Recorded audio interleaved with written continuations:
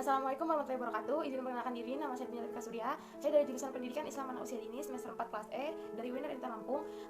Di video ini saya akan mencoba untuk memaparkan 13 materi dari 16 pertemuan, terhitung satu itu kontrak kuliah, yang kedua itu ada UTS, dan yang ketiga UAS. Nah, tugas ini saya buat dari mata kuliah pengembangan fisik motorik anak usia dini. Materi yang pertama tentang dasar-dasar perkembangan fisik motorik anak. Nah, dasar-dasar perkembangan fisik motorik anak ini bekerja sesuai dengan tingkat kematangan dari fungsi otot dan fungsi fisik anak di bawah kontrol kendali kerja anak.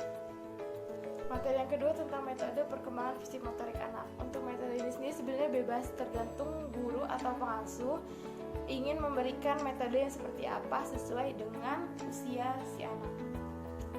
Materi selanjutnya itu ada tentang teori perkembangan fisik motorik anak. Nah, fisik motorik kan ada dua, kasar sama halus. Nah, dua-duanya ini ada yang disebutkan oleh Harlock dan Santrock, tapi bedanya kalau halus itu dia ada dari tambahan teori Magill, dan untuk teori motorik kasar itu ada tambahan dari Gainawi.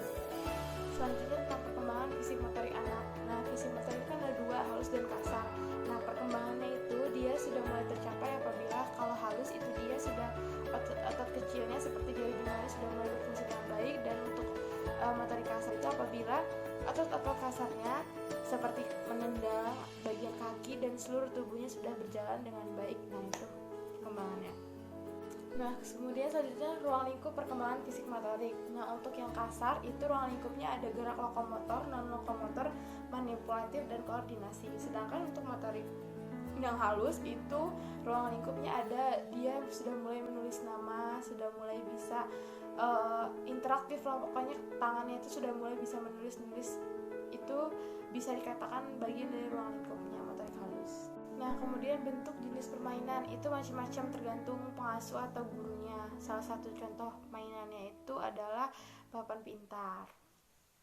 Kemudian perkembangan fisik motorik melalui permainan kreatif. Nah, itu kita bisa buat contoh permainan berlari sambil membawa nomor yang berwarna. Kemudian ketika di garis finish kita suruh anak untuk melakukan mencocokkan gambar yang dia bawa dengan yang sudah ada di garis finish. Kemudian yang selanjutnya itu indikator perkembangan fisik motorik anak.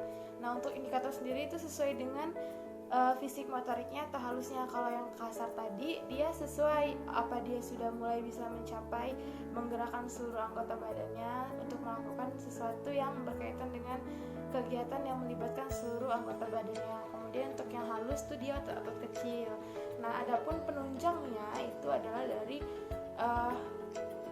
poster. Kemudian untuk program pembentukan kebugaran jasmani itu ada beberapa macam latihan seperti latihan kelincahan, latihan kekuatan, dan juga latihan pembentukan. Nah, kemudian untuk unsur-unsur kesegaran jasmani itu ada 10, ada kekuatan, daya tahan, kecepatan, kelincahan, kelenturan, habis itu ada ketepatan, keseimbangan, koordinasi, daya tahan, dan juga ada reaksi. Kemudian tahap-tahap perkembangan anak dari usia 0 sampai 4 tahun itu dimulai dari dia bisa mulai belajar untuk mengangkat kepala ketika tertidur, kemudian mengirimkan ke sisi kanan atau ke sisi kiri, kemudian bisa mulai meraih mainannya sendiri, kemudian sudah mulai mampu berjalan dengan baik, mampu menaiki tangga, kemudian dia mampu untuk berjalan sambil mengayunkan tangan. Nah, itu tahap-tahap perkembangannya usia 0 sampai 4 tahun. Materi yang terakhir yaitu mengenai perencanaan, penilaian, dan pelaksanaan dari kegiatan fisik motorik. Yang pertama itu perencanaan. Nah, di sini guru merencanakan kegiatan apa yang akan dilakukan untuk membantu mengembangkan fisik motorik anak. Nah, setelah direncanakan, kemudian pelaksanaan, di mana pelaksanaan ini adalah proses penerapan dari perencanaan yang sudah direncanakan oleh guru. Kemudian tahap akhir itu ada program penilaian, di mana di program penilaian ini guru bisa memantau apakah si anak sudah dapat melakukan kegiatan dan mencapai perkembangan fisik motoriknya dengan baik, sangat baik, atau kurang baik, seperti itu. Nah, mungkin cukup sekian pemaparan saya mengenai 13 materi dari mata kuliah pengembangan fisik motorik anak. Semoga bermanfaat. Apabila ada kesalahan, saya mohon maaf. Wabillahi taufiq wal hidayah. Wassalamualaikum